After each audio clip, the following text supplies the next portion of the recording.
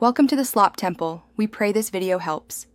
You begin by confirming your CSV contains explicit latitude and longitude columns and clean headers so Google Earth Pro can read them. Once done, open Google Earth Pro and choose File then Import. This kicks off the process. Make sure to pick the correct delimiter, comma or semicolon, and watch the preview to confirm rows align with columns. This first step is essential because incorrect headers or delimiters lock you into bad placemarks later. Next, map your CSV fields to name, description, latitude, and longitude so each placemark displays correctly. Once mapped, choose point style and color to visually differentiate features.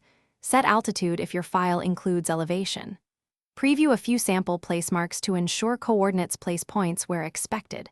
If something looks offset, return to the delimiter or header mapping step and adjust parsing. This careful middle step prevents hundreds of misplaced markers and gives immediate visual validity. To finish, save the imported layer into My Places as a KMZ or KML so your work persists. Then inspect several placemarks, open their properties, and use filters or the elevation profile to validate attributes. If everything checks out, organize folders and export a backup. If markers are misplaced, troubleshoot by verifying coordinate order, lat, lon versus lon, lat, checking for stray characters in headers, and confirming delimiters. Fixing those two common issues resolves most import errors quickly.